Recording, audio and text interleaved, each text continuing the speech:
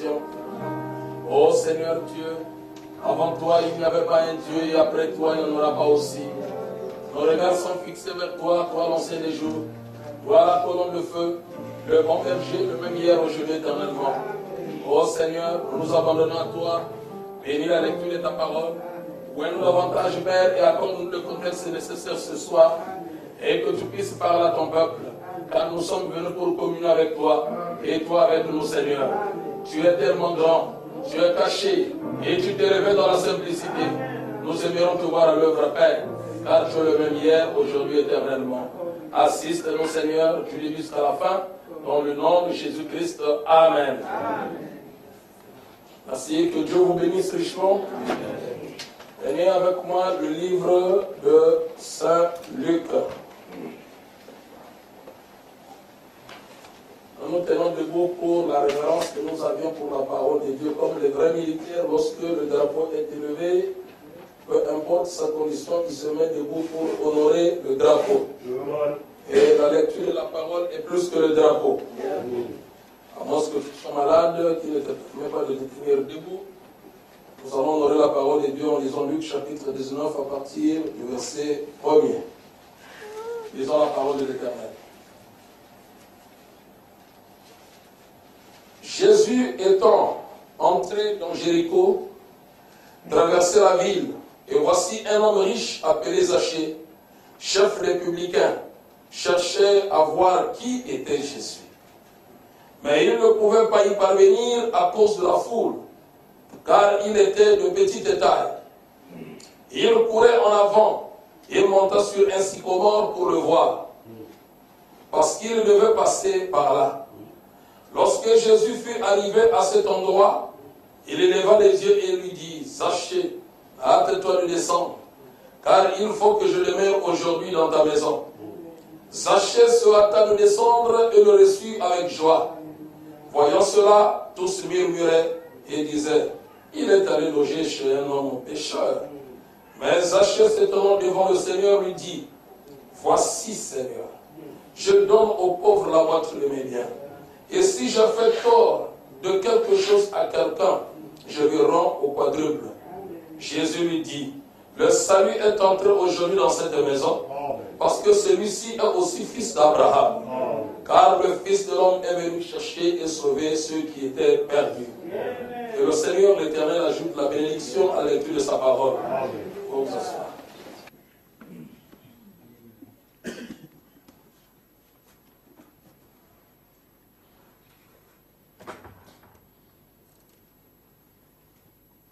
Je vous salue dans le précieux nom de notre Sauveur et Seigneur Jésus-Christ. Depuis que nous nous étions séparés le dimanche, nous nous retrouvons encore aujourd'hui dans la maison du Seigneur. Et pendant ce laps de temps, beaucoup de choses se sont passées.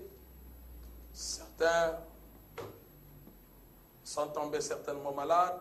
Certains ont eu des problèmes. Certains, beaucoup d'histoires. Et pendant que nous parlons ici, certains sont morts. Mais à nous, Dieu nous a fait grâce d'être ici autour de la parole de Dieu.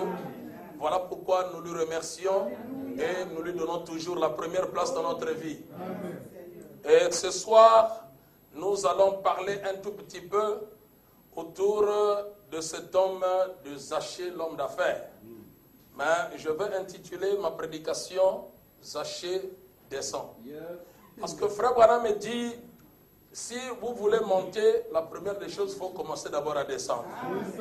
Descendre, c'est monter, et monter, c'est descendre. Alors, Zachée, en tant qu'humain, il s'est précipité à monter, mais quand Jésus est arrivé, il lui a dit de descendre. Donc, c'est ce que nous devions faire. Ainsi, voilà pourquoi, en parlant de cet homme de Zachée, je me suis inspiré toujours de William Branham, parce que c'est lui qui interprète la Bible. C'est lui qui nous éclaire. Parce que sans le prophète, nous ne pouvons rien faire. Sans le prophète, nous sommes des âmes perdues. Voilà pourquoi nous revenons toujours à la lumière.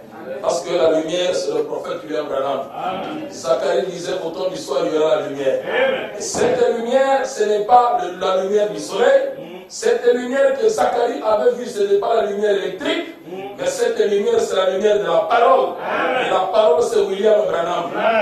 Amen. Ça, je ne fais pas des contours. Je fais ça pour achever les incrédules.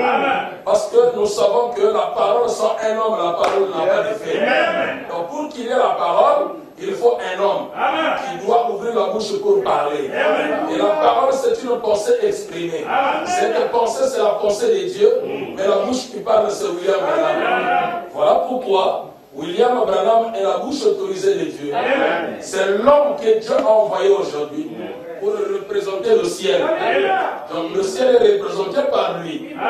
Alors voilà pourquoi nous sommes là autour de cette parole, afin de pouvoir sonder des richesses incompréhensibles. Ce sont des grandes richesses.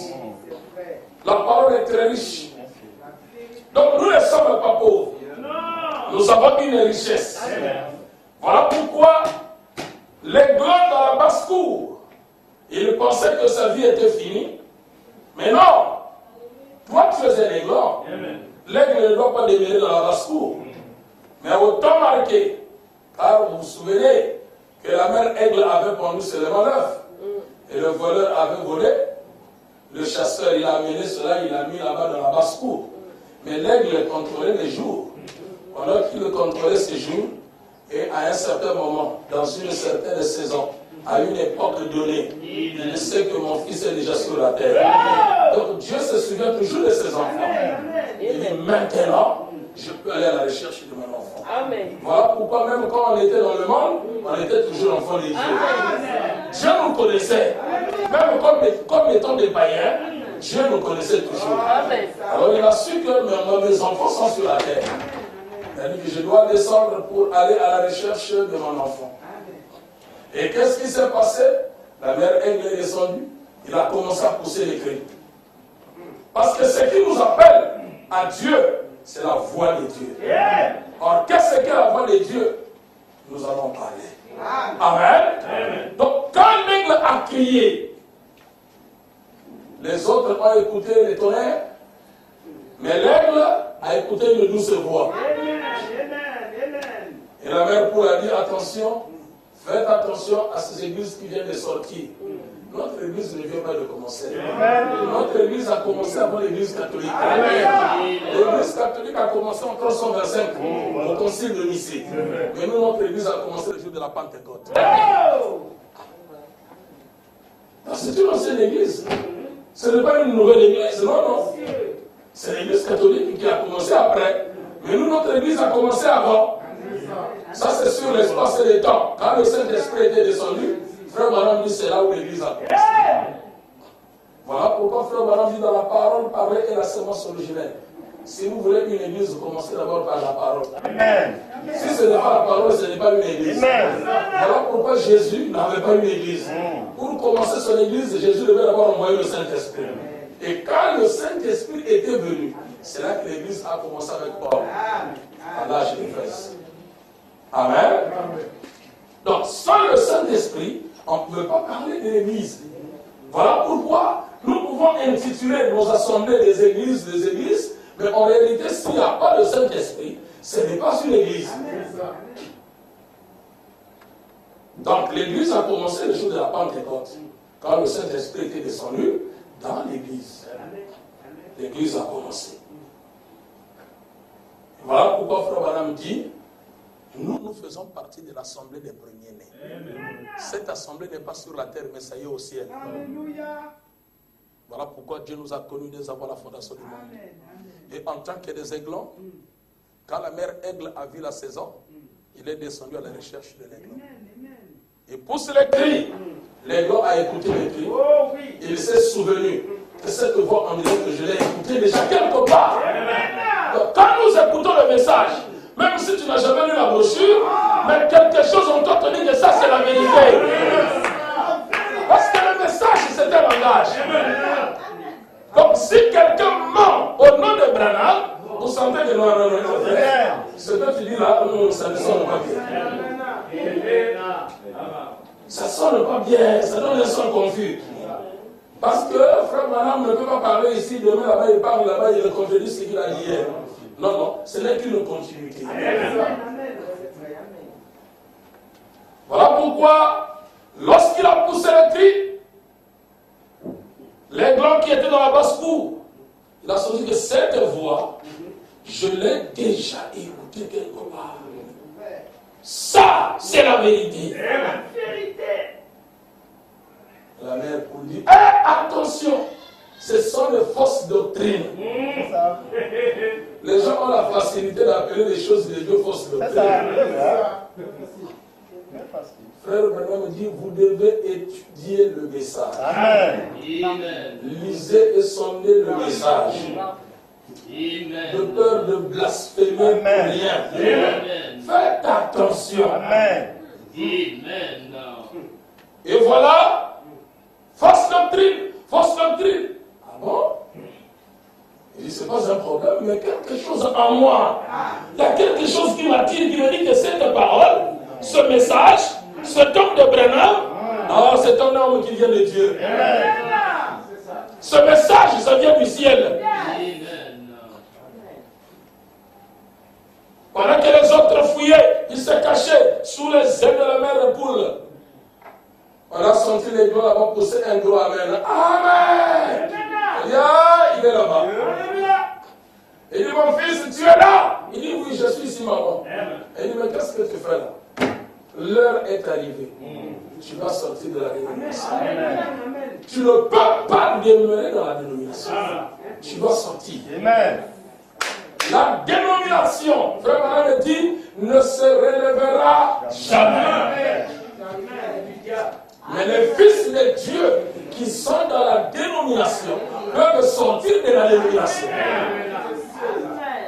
Frère Maran dit, montrez-moi dans l'histoire. Où est-ce que vous avez vu l'église tomber dans la dénomination et puis se relever? Il dit, ça n'existe pas. Alors, il a dit à les blancs, toi tu dois sortir. Monte ici. C'est ça la voix que Jean avait écoutée dans Apocalypse chapitre 4. Après les âges de l'église, il écoutait une voix qui lui dit, monte ici. Et les glands devaient monter. Mais il ne savait pas comment monter. Mais toute la puissance était en lui. Mais il ne le savait pas. C'est ce que nous sommes aujourd'hui. Avant que chacun de nous puisse rentrer dans la prière, demander quelque chose à Dieu, qu'il sache qu'il a la puissance en lui. Que la vie est en vous. Tout est en vous. Donc Dieu vous a doté des capacités. À tel point que étant des créateurs, Frère Branham dit, nous pouvons créer un monde et vivre là-bas. Parce que nous sommes des créateurs. Nous sommes des créateurs. Tu peux arriver dans la maison comme ça, la maman et les enfants, ça ne va pas se tirer. Mais en tant que créateur, tu crées une bonne atmosphère. À tel point qu'on oublie qu'on est en demandant ici. Alors, cette atmosphère, mais c'est toi qui as créé. Tu crées cette atmosphère et les gens rentrent dans cette atmosphère et ils vivent dans cette atmosphère-là. Dans une atmosphère de cantique, dans une atmosphère de prière, dans une atmosphère de la parole. Il faut savoir créer des atmosphères. C'est pas parce que il s'est fâché là aussi. Non, non. Crée une atmosphère. Même si tu rentres dans un bureau, même si tu vas au tribunal, crée une atmosphère. Et cette atmosphère que tu vas créer, tu vis dans cette atmosphère et tu verras les résultats de cela. Amen. Dis, tout est en toi, mon fils. Il dit, ok. Et qu'est-ce que je ferai alors? Il dit, tu as avec toi les deux ailes. Essaye de tendre tes ailes. Dès qu'il a essayé, tu as vu ce que tu as. Tu es différent de tous les poussins qui sont dans la masse. Regarde ta grosseur. Et regarde tes plumes. Et regarde la longueur de tes ailes. Voilà. Il a remarqué qu'il était réellement différent avec les autres. Frère Branham dit, si vous voulez bien remarquer cela, regardez seulement quand vous étiez païen. Pendant que vous grandissez, des problèmes qui venaient dans votre vie. Donc, vous étiez toujours un homme particulier. Donc, beaucoup de cas, on va trouver toujours un homme à part. Vous êtes dans une famille de nombreux enfants, mais toi, tu es toujours, on te remarquait toujours que l'enfant, cet enfant ici, c'est quoi? Frère Madame dit, il y a toujours un surnaturel qui nous accompagne. C'est pas possible, cet enfant, mais c'est quoi? Et tu as vu que tu es différent avec les autres. Je sais que tu es noir comme les autres. Je sais que tu as mais regarde bien. Oui, je remarque que je suis très robuste par rapport aux autres, alors que nous sommes nés ensemble. Et voilà. Regarde bien tes plumes. Il a regardé ses plumes, il a regardé ses frères. Nous sommes différents. Et voilà. Toi, tu as d'autres capacités. On peut prêcher les sept de tonnerre, tu diras Amen. Mais les autres ne croiront jamais. Il y a bon? Oui. Croire ce message, ce n'est pas de la blague. C'est un problème de prédestination. C'est un problème de la vie. Il fallait être prédestiné dès avant la fondation du monde. Voilà pourquoi quand les messagers sont rentrés dans Jéricho, ils le savaient, il fallait aller dans la maison de Rahab. C'est l'unique personne appropriée qui était disposée à recevoir les messagers, à les protéger et à faire sortir le fil rouge du Ce n'est pas un hasard. Le fait que pour vous de prendre ce message, ce n'est pas un hasard. C'est la vérité. Dieu savait qu'il fallait que ça soit vous. Et voilà comment l'enfant commence à se rendre compte, oui. Alors on dit c'est quoi? Il dit ce sont les enseignements. Amen. La mère Ève commençait à enseigner l'enfant et l'enfant commençait à se rendre compte, oui, oh, j'étais ignorant, finalement je suis comme ça. Il me dit oui. Tu es capable, tel que tu es là. Qu'est-ce que je peux faire alors? Il dit, tu vois, avec les deux airs que tu as, c'est comme ça qu'il faut s'envoler. Il ne faut pas négliger la Bible. Il ne faut pas négliger le message. Tu prends la Bible, tu prends le message. Ce sont tes deux ailes. Il faut les battre ensemble. Parce que la Bible a été interprétée par le message. Quand tu prends les deux, si tu dis que message, tu négliges la Bible, tu marches avec un seul aile, tu ne vas pas t'arriver à t'envoler. Tu dis Bible. Tu laisses le message, tu ne vas pas bien t'envoler. Prends les deux ensemble. Et quand tu prendras les deux, c'est ça qui va te maintenir dans l'équilibre de la parole. Donc un prédicateur, il bombarde, tu gardes toujours dans l'équilibre. Si c'est quelque chose qui ne te plaît rien, tu gardes ton équilibre. Si tu exagères, tu gardes ton équilibre. Il prend tout avec toi. Dans le message, on ne rejette rien. Même si ça te fait mal, puisque c'est la parole, accepte et dis Amen. C'est vrai. La mère commençait à enseigner l'enfant pour que l'enfant puisse se rendre compte de ce qu'il est. Parce que si tu es ignorant, tu risques de mourir bêtement. Amen. Tu arrives là où il y a le feu rouge et toi tu traverses. Ignorant que tu es, on va te ramasser. Mais si tu as déjà reçu les enseignements, on te dit que quand tu vois le feu rouge, tu dois te tenir debout. C'est quand tu vois le feu vert que tu peux passer. Alors, tu sais déjà que non, ici, il y a un danger. Je me tiens debout. Là, je peux passer, tu vas la priorité. C'est ça, frère, madame, après sur la carte routière. Vous devez toujours suivre la carte routière, et la carte routière vous amènera jusqu'au bout, là où vous voulez arriver. Et la science a évolué. Aujourd'hui, on parle de GPS.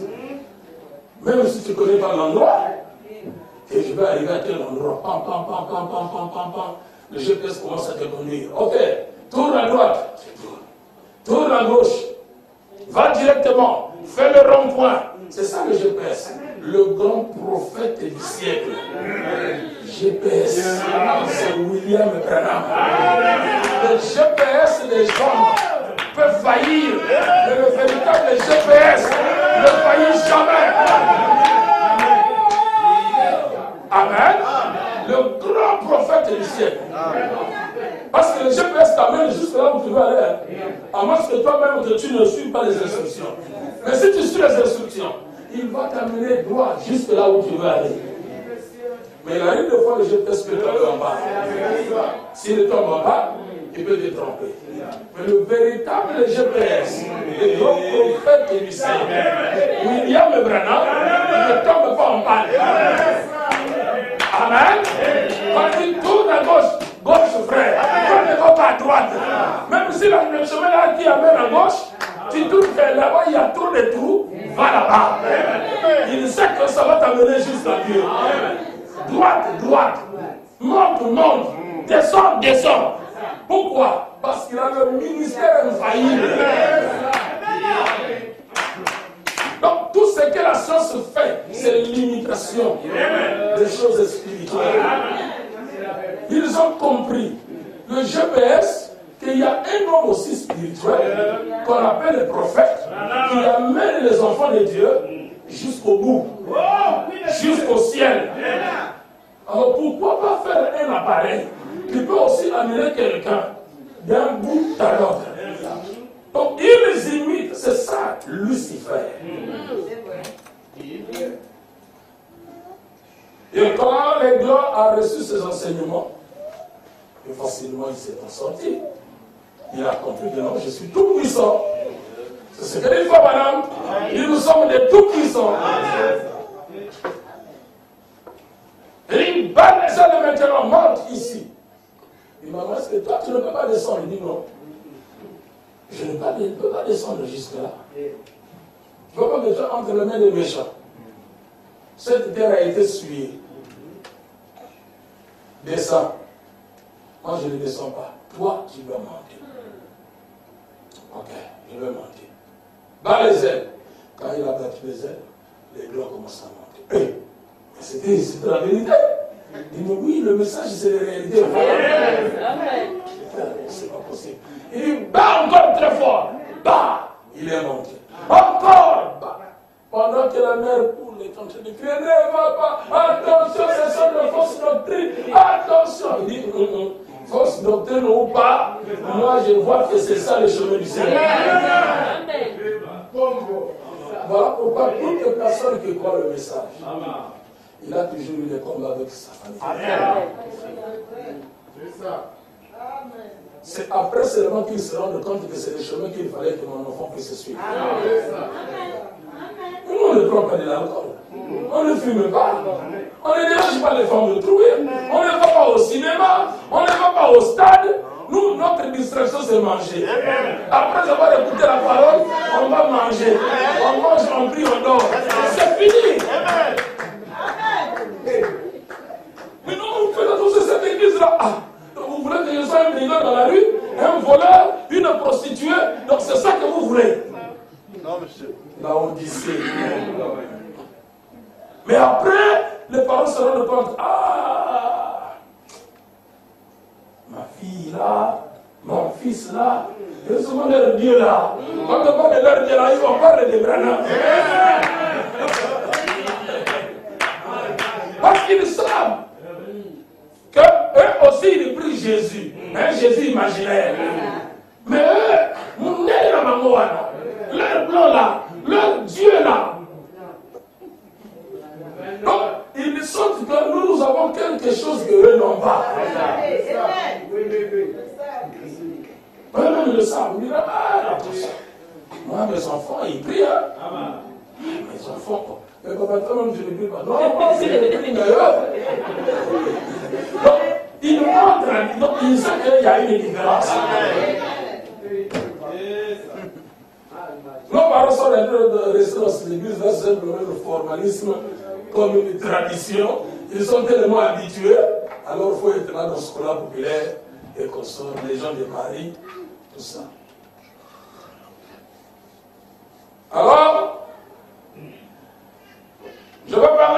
sur la puissance de la prière. Sur Zachée, il doit descendre. Parce que la Bible parle ici de Zachée. Frère Branham a prêché sur le Zachée. Il a prêché sur le Zachée, l'homme d'affaires. Il a prêché sur le nom de Jésus. Qui est Jésus? Dans beaucoup de brochures, où il parle de cet homme de Zachée. Frère Branham dit Zachée était court de taille. Et tellement qu'il était court, c'était tellement complexé, parce que sa femme avait cru le message du temps de Jésus. Amen. Dans la Bible, ce n'est pas écrit. C'est ça.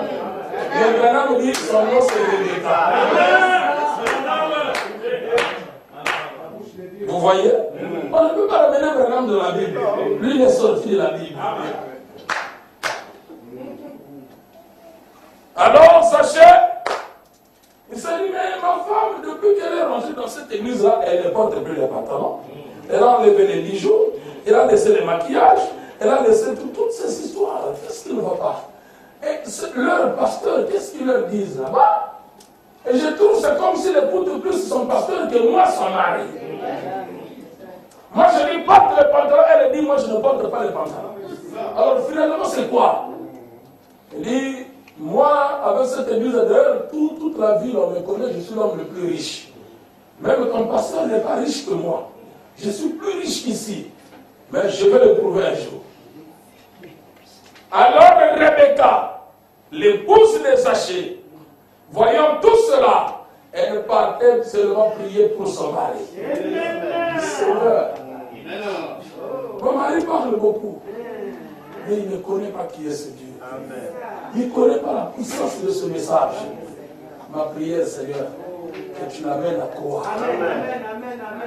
Qu'il réalise que ce message, ce n'est pas de la magie. Que ce message, ce n'est pas une dénomination. Mais ce message, c'est Dieu lui-même.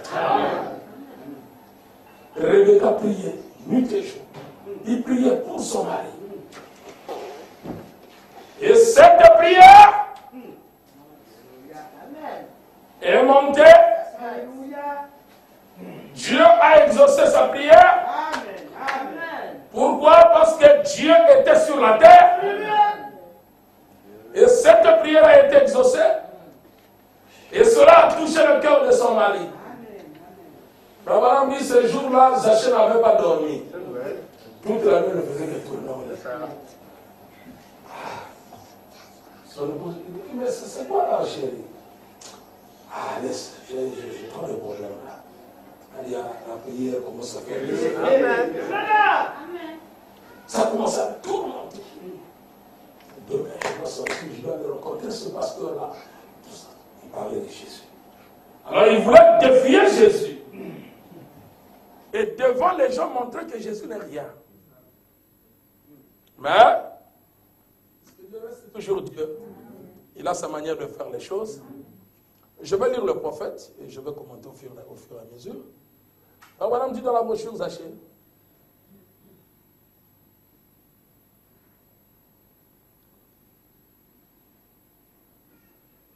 Je commence au paragraphe 17, bien que il parle seulement de lui, toute la brochure, je lis en partie.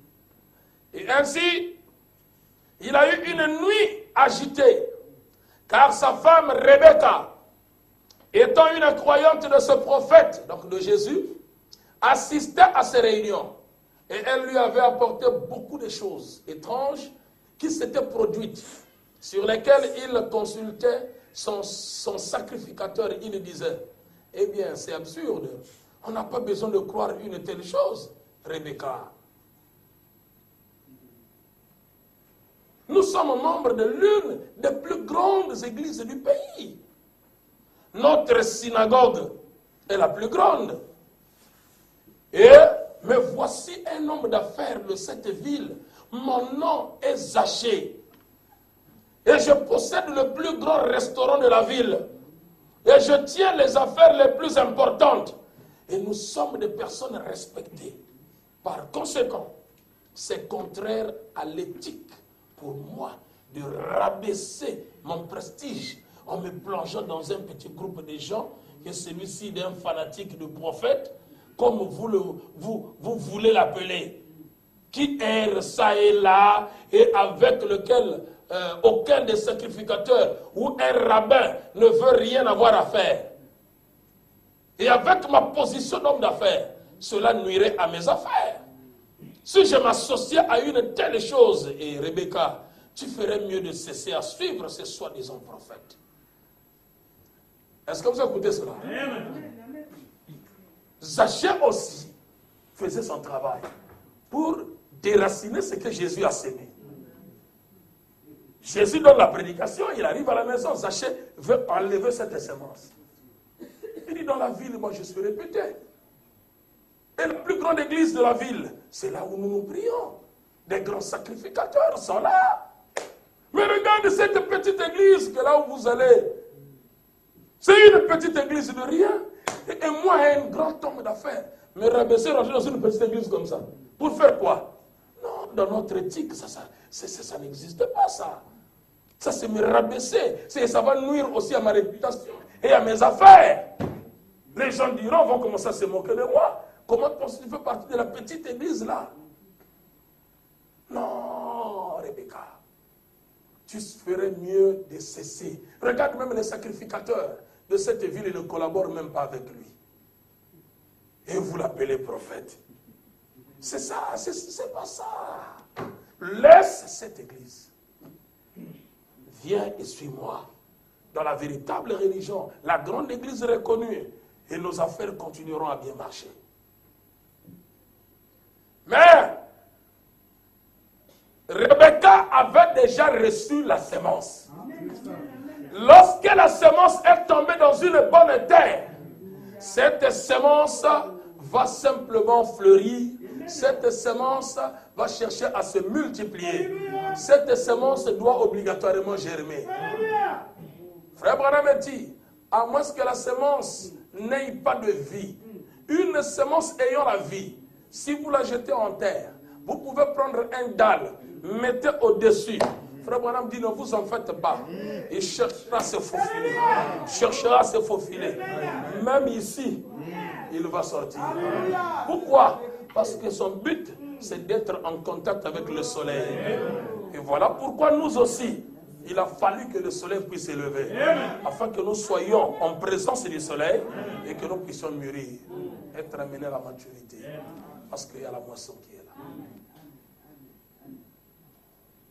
Et voilà comment Zachée parlait, que cet homme-là, il ne collabore pas avec les rabbins. Les rabbins et les sacrificateurs n'ont rien à voir avec lui. Cela touchait le cœur de Rebecca. Vous voyez, elle commençait donc à prier pour Zachée. Bien qu'il fût un homme d'affaires, un personnage très important dans le monde et dans les confréries de l'Église, cependant, elle se dit, si ce prophète était ce qu'il disait être le Fils de Dieu, elle voulait que son mari croie en lui. Amen. Voilà une authentique et véritable,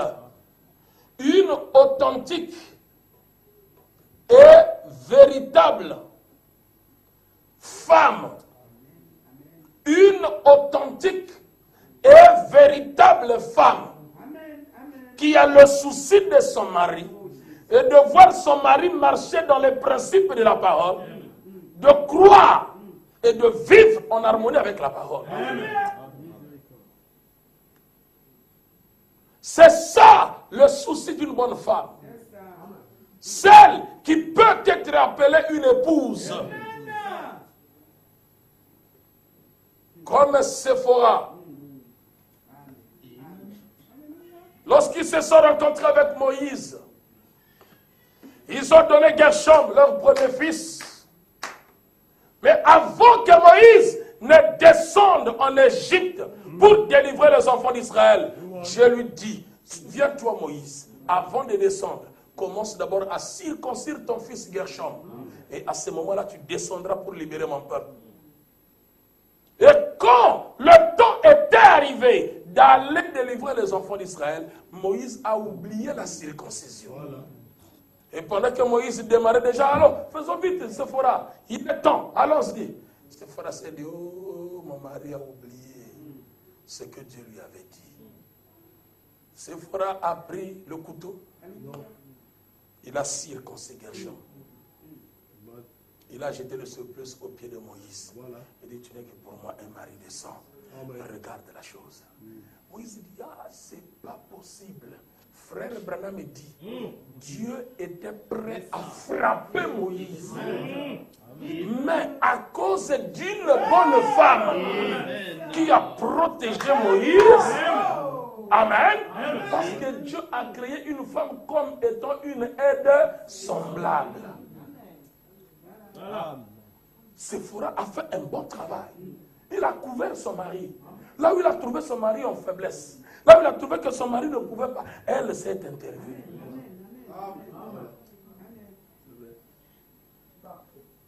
Voilà pourquoi, lorsque Elohim était venu dans la chair humaine, il visite Abraham, il communique avec Abraham, il lui demande où est Sarah ta femme. Il dit, elle est derrière toi dans la tente. Il dit, je reviendrai. À cette même époque, Sarah aurait un fils. Sarah dans la tente a ri.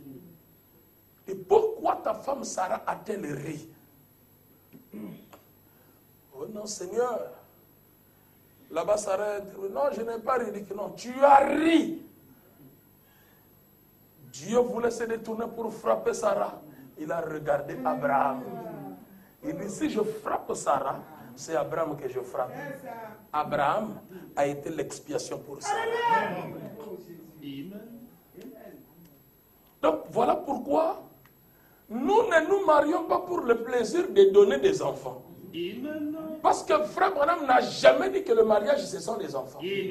Non, non. Le mariage, ce n'est pas les enfants. Le mariage, c'est l'amour que vous avez l'un vis-à-vis de l'autre. Il y en a de ceux qui ont eu des enfants, mais tous ce sont des voleurs, des vagabonds, des voyous, qui n'ont rien à voir avec ce message, des blasphémateurs. Quel bien ça te fera, toi père, toi une mère, qui croit, qui connaît l'importance de cette parole, avoir des enfants de ce genre.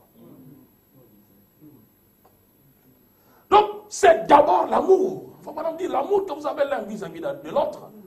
Savoir se soutenir, avoir une colonne vertébrale dans votre foyer. Et c'est cela qui fera que lorsque ça ne va pas avec l'épouse, l'époux prend la relève, il peut couvrir. Ça ne va pas avec l'époux, l'épouse prend la relève, il peut couvrir. Voilà pourquoi l'épouse de Jésus-Christ aujourd'hui n'accepterait pas la dénomination. Nous condamnons la dénomination parce que ça vient poursuivre notre époux. Et dans cette génération, nous soutiendrons William Branham, nous le prêcherons jusqu'à la mort. Parce qu'il est le chemin pour nous. Toutes les personnes qui viendraient pour combattre William Branham, il nous combat. Ce n'est pas possible. Nous devons prendre position de la parole. Et c'est de cette manière que Séphora a pris position de Moïse et Dieu l'a protégé. Et Frère Branham dit, Rebecca, c'était la même chose. Il dit, c'est ça une authentique vraie femme. Voyons un peu le langage de son mari, comment son mari commençait un peu à parler et il ne reconnaissait pas le don. Il dit, ça devient un danger. Je dois beaucoup prier pour mon mari. Seigneur, fais quelque chose. Je crois que mon mari va croire ce message. Je crois. Et elle croyait de tout son cœur. Elle intercédait pour la cause de son mari. Et après, qu'est-ce qui s'est passé? Frère Branham dit, cela touchait le cœur de Rebecca, voyez-vous. Et elle commença donc à prier pour Zachée. Bien qu'il fût un homme d'affaires, un personnage très important dans le monde et dans la confrérie de l'Église, cependant, elle se dit que si ce prophète était ce qu'il disait être, le Fils de Dieu, elle voulait que son mari croie en lui. Voilà une authentique et véritable femme. Chaque homme d'affaires devrait avoir une femme de ce genre. Chaque homme d'affaires devait avoir une femme de ce genre. Pas des femmes qui ne font que dormir. Elle commence le sommeil à 19h pour se réveiller à 12h. Elle ne sait même pas comment fléchir les genoux pour intercéder la cause de son mari. Pour que les affaires aillent de l'avant. Pour que le foyer marche bien. Pour que l'église aille bien. Quand je parle de la femme, je parle de l'église. Qui ne peut pas se sacrifier pour prier pour son pasteur. Frère Branham me dit, l'église a le droit de prier, de jeûner pour son pasteur. Vous vous retrouvez même au nombre de 5. Vous vous retrouvez même au nombre de 10.